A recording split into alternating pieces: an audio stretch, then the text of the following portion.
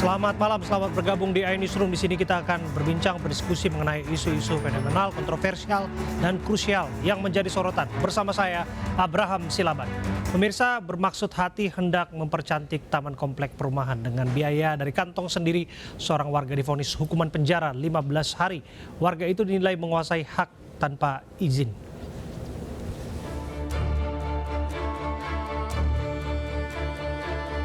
Albert Kang, seorang warga perumahan Royal Sumatera Medan, Sumatera Utara, membisu ketika Hakim Tunggal Pengadilan Negeri Medan menjatuhkan vonis 15 hari hukuman kurungan. Hakim Immanuel Tarigan menilai Albert Kang bersalah menguasai hak tanpa izin atas lahan perumahan. Sebelumnya, antara terdakwa Albert Kang dan pengelola Royal Sumatera sudah ada kesepakatan yang dituangkan dalam izin pada tahun 2018 lalu untuk menata keindahan perumahan tersebut. Bahkan dari niat tulus Albert ini sampai mengeluarkan kocek 1 miliar rupiah. Sayangnya, setelah 2 tahun berjalan, pihak perumahan Royal malah mensomasi dan melaporkan Albert ke polisi. Pertanyaannya dapat izin atau tidak? Ada. Izinnya ada, dalam bahasa Inggris ditranslate ke bahasa Indonesia. Jelas ya? Nah, perkara ada penambahan atau tidak, itu ada klausul di belakangnya dalam izin itu, bahwa apabila pihak Royal Sumatera membutuhkan untuk bangunan, jalan dan atau konstruksi lain, maka dapat dirobohkan secara langsung atau diambil alih oleh mereka. Karena menilai putusan yang diberikan tidak mencerminkan keadilan dan mengabaikan fakta-fakta persidangan, Albert Kang menyatakan banding.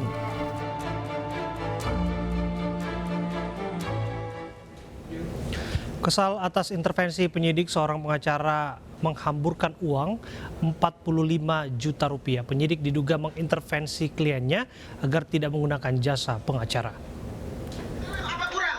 Ini saya terus terang mendapatkan ya kuasa hukum 40 juta rupiah.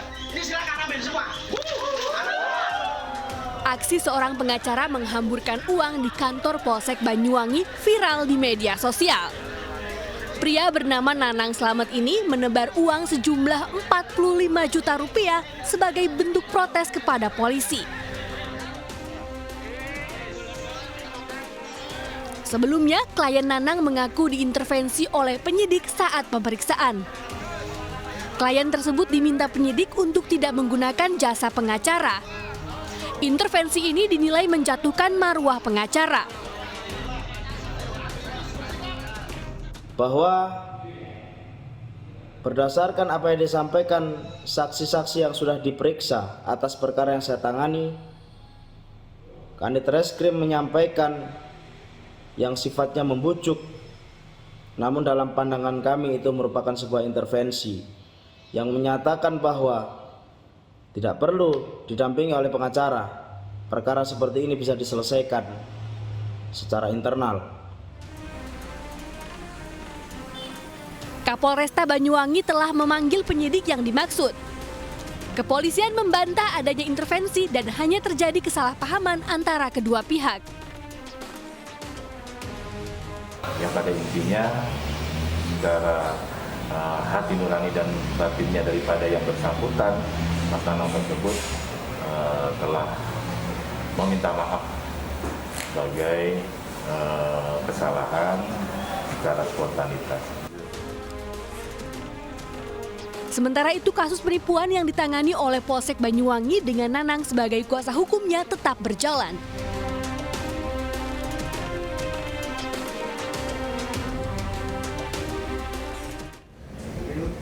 Viral aksi pengerusakan mobil terekam kamera pengawas. Akibatnya satu keluarga di Palembang, Sumatera Selatan diringkus polisi.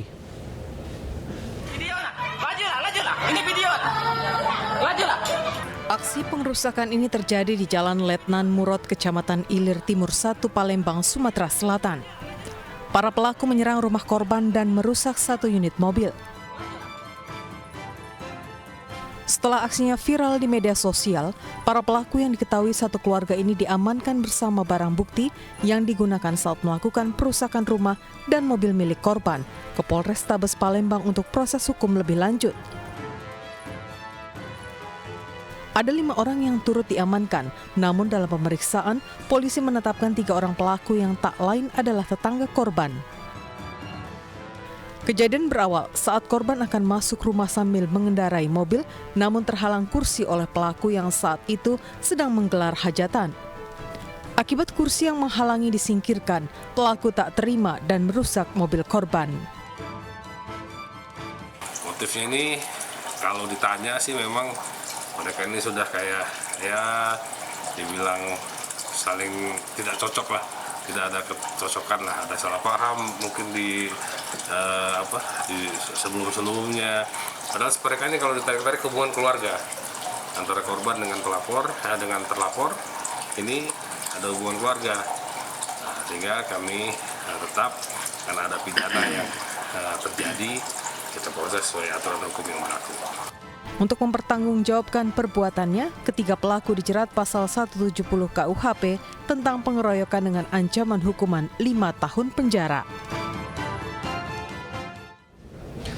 2 orang berduel di jalanan dengan senjata tajam di Tasikmalaya, Jawa Barat. Polisi lepaskan tembakan peringatan untuk memisahkan keduanya.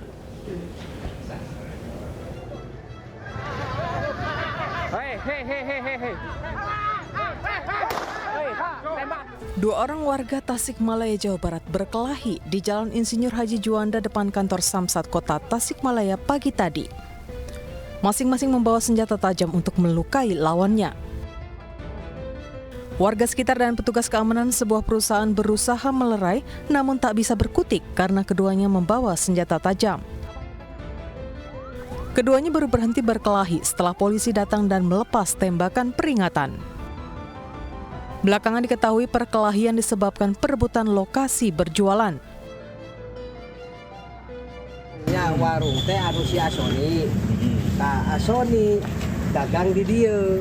Tah hari atas dasar izin di PLPM. Tah meureunnan LPM teh lah karunya lah nya. Soni teh manatas di PHK nya. Tah setelah itu tanah ieu teh meureunnan nya istilah sengketa lah, tanah tak bertuan gitu menurut LPM. Jadi menang kumanehanana ieu dipaksa. Akibat duel ini, kedua orang yang berkelahi mengalami luka sabetan. Polisi mengamankan kedua warga yang terlibat duel serta senjata tajam yang digunakan oleh keduanya.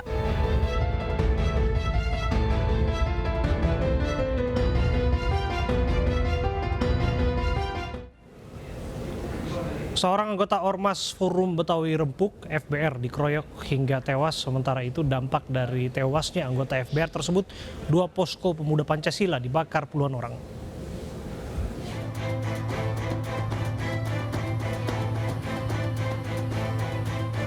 Bentrok antar ormas berujung 1 orang tewas.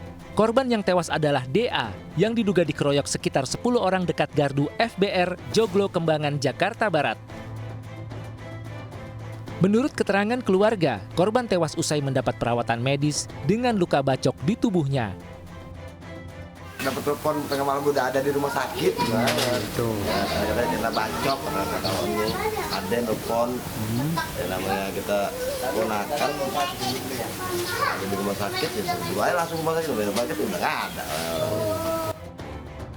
Menurut polisi, pelaku berasal dari kelompok ormas lainnya dan diduga masalah terkait jatah keamanan wilayah.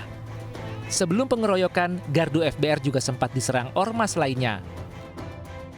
Polisi kini masih menyelidiki dan mengejar pelaku pengeroyokan yang menyebabkan korban tewas. Kini sudah 3 saksi yang diperiksa. Sementara itu, buntut tewasnya anggota FBR, 2 posko Ormas Pemuda Pancasila yang berlokasi di Kembangan, Jakarta Barat dibakar puluhan orang.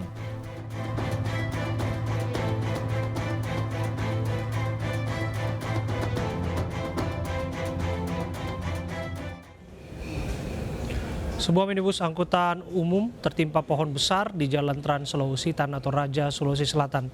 1 orang tewas dan 3 lainnya luka-luka.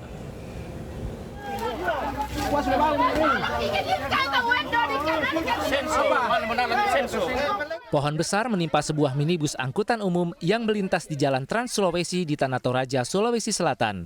Akibatnya, 1 penumpang tewas akibat terkena rangka minibus yang ringsek. Jadi akibat pohon tumbang, 4 korban di dalam mobil. 1 meninggal, 2 luka-luka, dan 1 alhamdulillah sehat.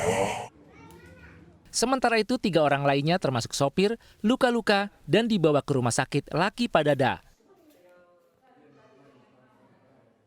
Pohon tumbang yang sempat menghambat arus lalu lintas dievakuasi oleh petugas dan warga sekitar. 2 mobil bertabrakan di alun-alun Kota Malang. Kecelakaan itu menyebabkan pagar alun-alun hancur.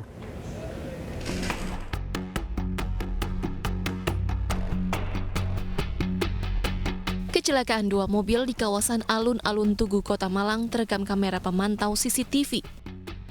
Sebuah mobil yang melaju dari arah timur menuju selatan menabrak bagian belakang mobil lain yang sedang melaju di sisi kiri. Mobil ini pun kemudian menabrak pagar alun-alun sejauh 3 meter hingga hancur. Pemerintah Kota Malang meminta pengemudi untuk mengganti rugi pagar alun-alun yang hancur ditabrak. Masih nunggu proses dulu, kan diproses sama Laka Lantas dulu ya. Jadi kalau sudah selesai semua yang saya sampaikan, nanti kan mobil harus diambil, itu harus ada surat pernyataan dari DLH kalau urusan masalah pembenahan yang rusak itu sudah selesai, baru bisa diambil. Kedua pengemudi mobil yang terlibat kecelakaan langsung dibawa ke unit Laka Lantas Polresta Malang Kota untuk dimintai keterangan.